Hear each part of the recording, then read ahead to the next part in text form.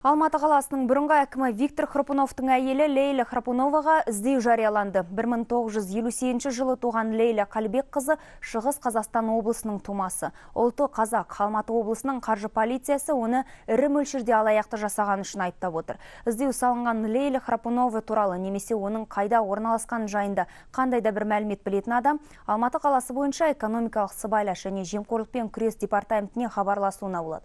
Халықаралық деңгейде іздеу салған Алматы қаласының қаржы полициясы мына телефон нөмірлерін ұсынады: 8-727-278-7300, 278-7302.